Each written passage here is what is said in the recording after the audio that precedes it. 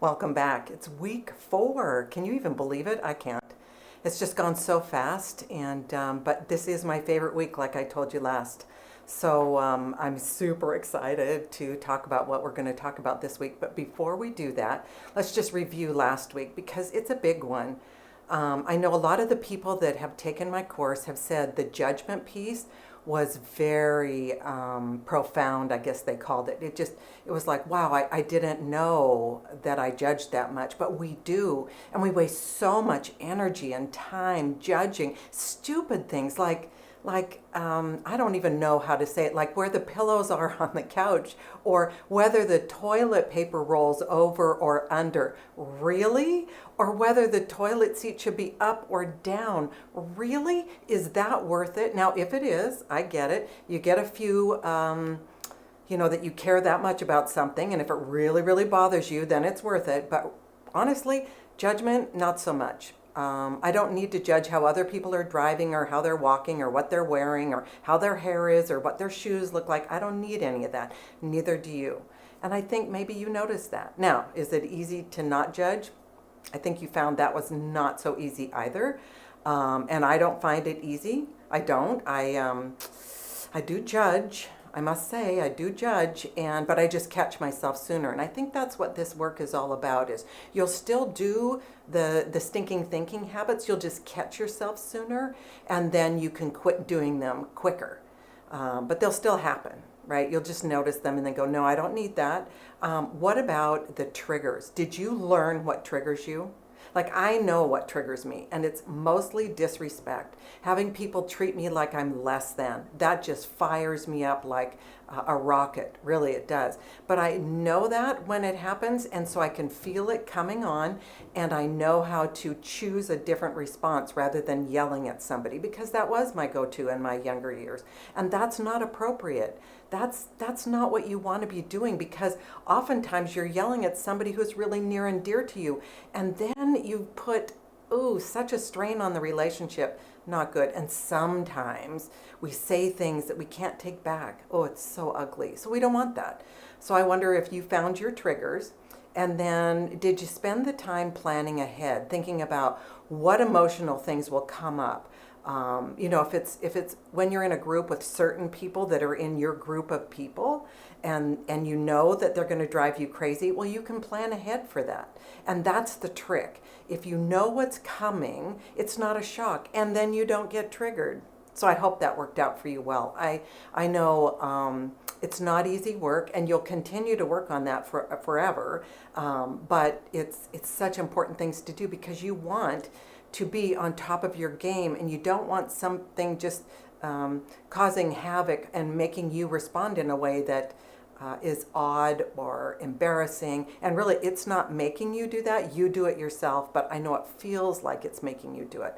So as usual, let's move on to our presentation so that we're all on the same page. And I just want to front load you for the first thing that you're going to see on the presentation. It's actually a commercial. It's from Coca-Cola, and I'm not, saying Coke is the best thing ever. I'm not saying that, and I'm not a fan of one or the other. I don't really like soda very much, so I don't. That's not my point. But my point is, this commercial is speaking to how I see the utopia if everyone had a grip. It would be so good and so cool. And so also the other thing I want you to front load you about is when you're watching the video, the little clip, you will see a young man in a server farm. So it's this huge amount of computer things that are behind him, around him, and everything. And you'll notice that he has a Coke in there. Number one, no one would be allowed in there with a drink. But that's what the cloud is something like that, a huge server farm. And so I just like to point that out, because I think a lot of people think the cloud is, I don't know, up in the air. No, it's just huge server farms wherever it is. And I don't really understand that either, but I know that much. And I used to teach my kids that's the cloud. So I just want you to watch this, and then we'll circle back and we'll talk about it. But it's my favorite thing. It makes me feel so warm and fuzzy. And I do wish there was utopia. I know there isn't, but maybe we could get close. Anyway, so here we go.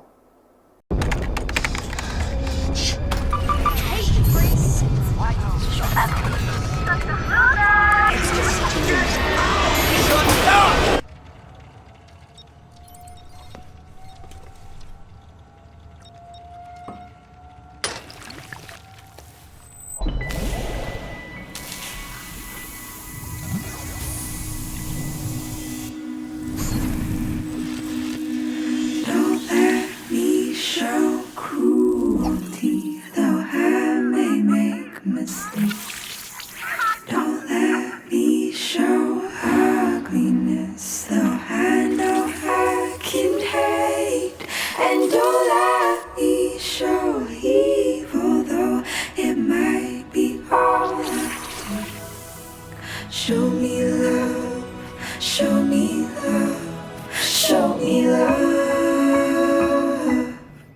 Okay, so I hope you enjoyed that commercial. I know it's my favorite. And I really do feel like if we could all get a grip, that's how it would be in our world. And wouldn't that be amazing? I think so. Now, is that possible? I don't know, but I have a dream of utopia. I really do. So most of our triggers occur when we're with other people, and you know that, right?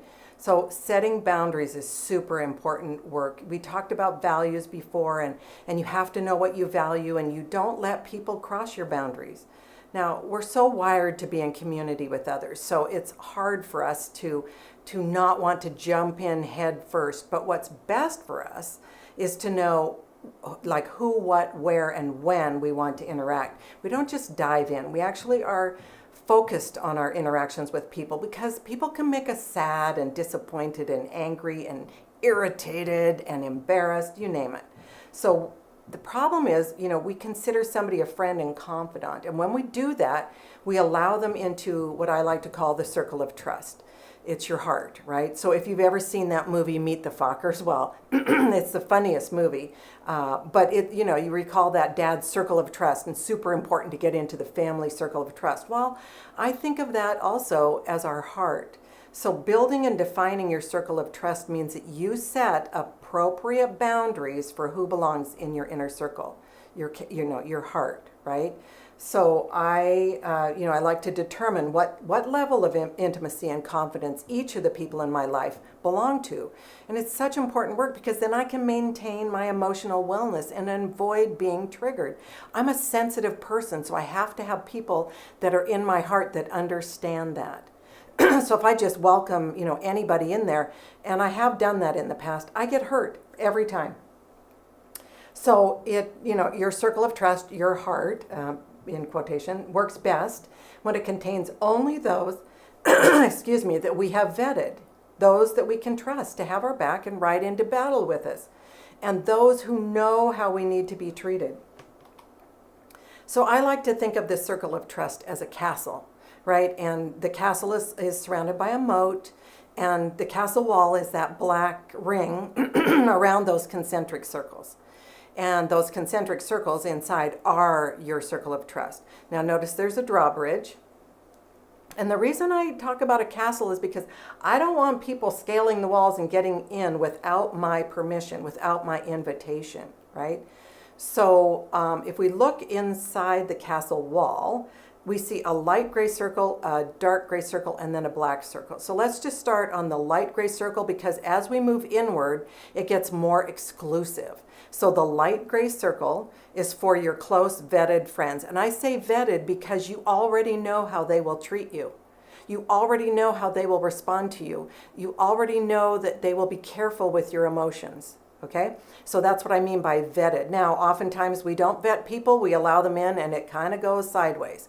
So your close vetted friends are in there. Now, I'm not saying there's anyone in there at times, or there might be one or two in there at times. I don't know. For me, it ebbs and flows. It depends on my life and what's going on, and a lot of different things. So it's okay if there's no one in there. All right, I just want to say that. So then you move inward. Remember, it gets more exclusive. So in the dark gray circle, this is for the most intimate people in your life. Now, for me, that would be, somebody who knows my innermost secrets. They know lots about me. They know that I'm very tender-hearted. They know how I like the world to operate. And so those are my most intimate people in my life. For me, that's my husband and my sister, and maybe other people once in a while. Okay? But that's definitely my husband and my sister, because they know everything about me and they still love me unconditionally. And that's what's so important about that. And actually about anybody in your circle of trust. They love you unconditionally. Now let's go to the very center, that dark black circle. That is only you, all right? Because you alone know everything about you. And there are some things that only you know, right? And you don't want to share those with other people. Experiences that you have, maybe things about you that you just don't want to talk about with anybody else. That's good. That's you. You're alone. And see how it gets more exclusive as you move in. Well, let's go out and let's look at the moat, and it has a drawbridge. And that's because you're defending your heart. No one gets in there unless you consciously invite them. All right, that's the important thing. So the drawbridge is going down and up, right? So you pull it up until you decide somebody belongs in there, and then you lower it and you allow them in. Now, maybe you allowed somebody in there that shouldn't be in there. Well, lower the drawbridge and walk them out across to outside the moat, and that's fine. And you don't need to tell them you're doing that. That's not the point. The point is for you to know who belongs in your circle of trust, who knows how to treat you and who supports you and does it well. So, I would say everyone other than those few people in your circle of trust, they live beyond the moat. And that's where they should be, right? You remember, we're wired by old DNA to look for others, right? To belong to the group, right? But you don't let them into the inner circle. You keep them outside the moat and you enjoy the heck out of them. They're fun. You enjoy them. You just don't tell them your deepest secrets or, you know, those plans that you're making for whatever it is, or, you know, those close to your chest kind of things that you have. No, you don't share them with them. You just enjoy them. Maybe it's a shopping buddy, go to the movies buddy, go to the dinner buddy, travel buddy. I have lots of people that I know and I enjoy them for who they are. I do travel with them. I go to dinner with them. I have fun with them, but they don't know me that intimately to belong in my circle of trust.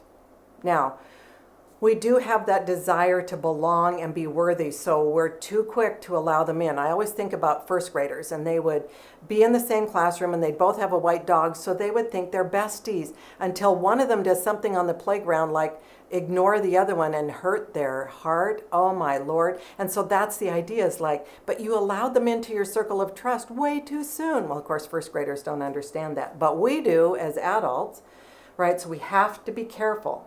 Now, one of the traps that exists with this circle of trust is we allow family in there just because they're family. No. Just because they're family doesn't mean they belong in there. Family can treat each other in the worst of ways. They can be so mean to one another. So you choose who of your family you want in there, right? And you don't allow them in there. You don't. You make sure that they're not in there. And some of them have to be way far away. So I envision, you know, that outside of the moat areas, the grassy knolls around a castle, and then pretty soon there's mountains, and the mountains go up and over. Some people I push beyond the mountain, and I don't have to think about them or, you know, interact with them or whatnot, you know, on a daily basis. Now, some people I do have to interact with in the community, and so yes, I see them and I treat them with respect. I'm not going to be rude. Hey, how are you? Nice to see you. But I don't have them anywhere near my circle of trust, and I don't go out to dinner with them, and I don't go shopping with them, and I don't have that interaction with them. I just don't. And that's the way it needs to be. So I want you to analyze your circle of trust so that you get the most important influence on you, because people that you hang with are influences on you. So I like to say, you know, if you hang with people who party a lot, guess what? You're going to party a lot. If you hang with people who like to steal, you'll steal. You know, if you like to hang with people who see the glass as half full, right? I like those. You will too. And maybe you hang with people who go all out for themselves. They challenge themselves and demand their best. Guess what? You'll be empowered to do the same. And isn't that what you want? So I want you to create a rock solid peer group. All right. And so how are you going to do that? Well, you're going to be detailed about who you are now. and who you want to be, and you're going to live that every day. Because you attract others to you by how you treat yourself. So if you treat yourself poorly, you give permission to anyone else around you to treat you poorly, and you don't want that. So we're going to work on that. So we're going to write down what it is we desire of ourselves and of our peer group. So to start with, let's think about your peer group. So I'm going to tell you my qualities that I like, and I choose people according to these. So I like to hang with people who see the world full of possibilities. I don't like to be told no. I like to think, well, what's possible? I love that. So I like to be with people who are honest, with a sense of decorum. They do not need to tell me I don't look good in my jeans. And then I like people who have a sense of humor. I love to laugh. I like people who are intelligent, financially sound. They live up to their commitments. They like to know about the world. They're collaborative. They're tolerant. Oh, you have to be tolerant with me. I don't like people who judge others according to anything. They're curious. Oh, I love curious people. They're loyal. Oh, you got to be loyal with me, as I've told you. But they're scrappy too. They're okay. They can get in there and dig around and fight for it. Not fight really, but you know what I'm saying. They're diligent. They're detailed. They're compassionate. They're discerning. They're profound, consistent, steadfast, clean. Oh boy, you got to be clean. Trustworthy. Oh man, you got to be trustworthy. You're open-minded, absolutely. And finally, you are non-compliant. Now, non-compliant means you don't just go, well, they said so, or it's always been done that way. No, that drives me crazy. So those are mine. And when you meet my friends, you recognize all of these traits in them. I'm talking about my close, vetted friends. They have all of those traits because that's who I want in my life to inspire me, to support me, to be there. All right. So you could stop the video right now and do this for yourself, jot down the list of qualities, or you can finish up our class and then do it. But I want you to do this for yourself. So the last piece of your learning with me has to do with effective thinking. So this has to do with choosing your thoughts about the way things are. And I included a quote in the book. We can change the way that we think about external events even when we cannot change them. And that's so important because you can't change what's happening, but you can change how you're thinking about it when things are unchangeable. Okay? So, because so much, of what we think isn't true, right? You know that. You've learned that already. We got to train ourselves to choose thoughts that work in our favor. So here's an example that we will use to make the concept come to life. You can't quit thinking about Cindy Lou Who and or Dashing Dan and how their life is just spectacular. They have the best family and friends and you don't. And you are driven by envy and it's making you cranky. Right? And guess what? You're taking that cranky out of those nearest and dearest to you. You're kind of miserable to live with because you can't get off of that thought. So ruminating on the negative is difficult to change. I know that, right? But you can reprogram yourself with effort and by creating positive new thoughts. And that's what effective thinking is all about. So looking at the spokes on a wheel, the center hub is your prefrontal cortex, and that's your calm hub of your brain. And at the end of every one of these spokes, and there could be lots more spokes than this, you have a thought, right? And so there's thoughts at the end of every one of those spokes, but you are stuck on one thought of Cindy Lou Who and Dashing Dan have a way better life than I do. And you're stuck out there and you're cranky because of it. Well, you've got to change that, right? And this is where effective thinking comes in, and I call it mind mapping. So you've first got to return to the hub, and then you've got to think different thoughts. So how does this work? Well, you're stuck on that thought of Cindy Lou Who, Dashing Dan have a way better life than I do. All right, so we're going to go off, and these are my thoughts, all right? When envy gets the better of me, this is what I do. Number one, I have a good life. Now, these thoughts are true, 100% true, and they're positive. Okay, I'm not talking pie in the sky, Pollyanna. I'm just saying they're upbeat, all right? So I have a good life. That is true, and that's positive. I am healthy. That is true, positive. I have fun. True, positive. My kids are silly and make me laugh. Absolutely true, positive. I love my husband, with all my heart. So it's true and it's positive. I have good friends. Yep, I do. That's true and positive. I like me. Now, I only say that on the days that I like me, right? And I do like me. So yes, that's true and it's positive. It's nice weather today. I can only say that on a day when it's nice weather. And it is today, right? And so that's true and positive. And I am a good person. I can say that every day. It's true and it's positive.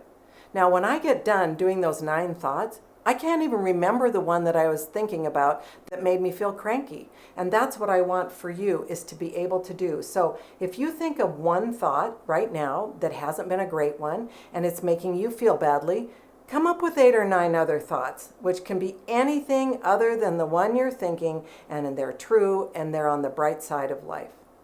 And when you do that, I want you to ask yourself, how do you feel now, right? So moving forward, you have to actually commit to do what it takes to choose your thoughts. And you have to do it consistently, because that's how you change a negative habit.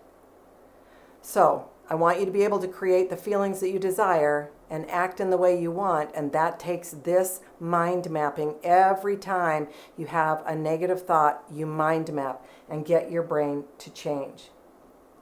So we are going to, for the culmination, watch a video called the Holstee Manifesto, and I will want you to write your own manifesto after watching this. And a manifesto is like we did with the peer group. It's you're going to write a list of things that you believe and you want to implement in your life. I know we all need this, right? This is a great thing for all of our lives. So we can choose how we want to live, and we can organize our days so that they fit with our goals. So I want you to have a look at this video and see if you too would like to craft a manifesto for your life. This one was created by a couple of guys who started a company, and this is what they created. And I just love it. It just makes me feel so fantastic. And once we get done, we'll come back around and discuss the rest. So here we go.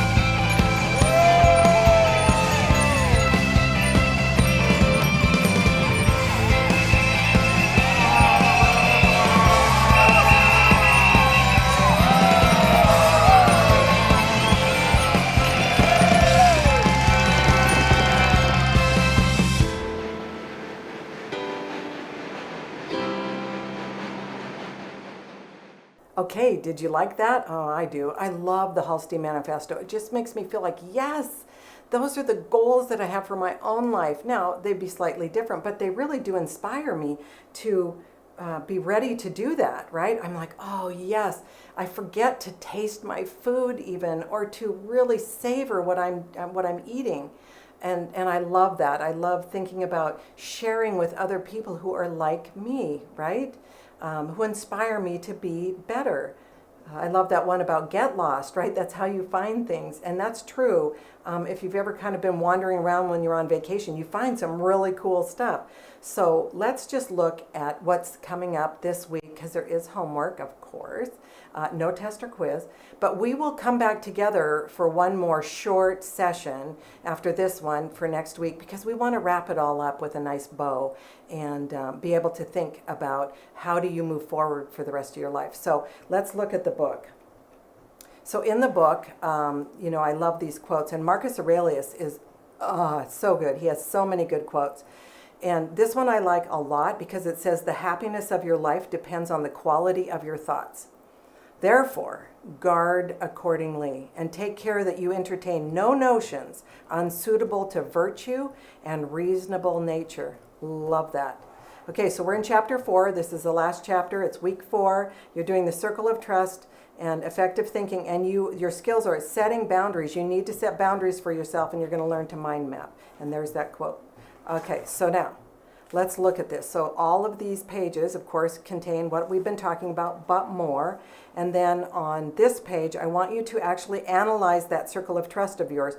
Who is in your light gray zone? Who is in your dark gray zone? And do they belong there? Right? Should you have them in there? Are they really those people that you vetted and it's going well? And then you get on to effective thinking. And so you get into the journal pages, and you will be noting your friends, why you have your friends, and really concentrating on that this week. And then you'll be listing negative thoughts and coming up with 9 other thoughts to counter those. And that's really important work, because in order to change a habit, you have to consistently replace it with the good habit. And so that's what you'll be doing this week, and forever, actually. Now, you're still tracking, you're still making your bed, starting your day with gratitude. You're setting those boundaries for yourself so you know how you want to be treated. You have effective thinking going on, that mind mapping, and then you end your day with joy. And you'll list your gratitudes and joy, and by now you have so many gratitudes and so many joys, you know just how grand your life truly is. So, with that in mind, right, you have your, what I call marching orders for the week. I really want you to put in the work this week, because this time, thinking about your peer group and who you want to be influenced by and who belongs in your heart, right? It's not just who's inside the circle of trust, but it's also those people that you spend a lot of time with. Are they the people that you want to be influencing you? And that's the important thing. And then really noticing that, I had one of the participants in my class. She had so many friends, and I know her well, so I know how many friends she has. And she was convinced, no, they all belong in there. And then she went away and did the week's worth of work. And when she came back, she said, oh, I get it. And no, most of them don't belong in there. I mean, they're great friends and lots of fun, but she would get butthurt when somebody wouldn't call her right back, or when somebody would go out with somebody else and not include her. And that's because you invested in them to be in your heart, so they hurt you, right? Well, if they weren't that close to you, you wouldn't feel that hurt. And that's the trick. Not allowing people inside there that don't belong there, because then you don't get butthurt. If they are friends with somebody else, great, right? You have no expectations that they should be bestie with you. Okay, so that's kind of the idea, and I can't wait for you to get through this week and see how it is. And we'll circle back. Next week will be very short and sweet. We'll wrap everything up with a bow and let you know what you can do for the remainder of your life and other readings that you can do. So I can't wait to see you in a week. All right, bye.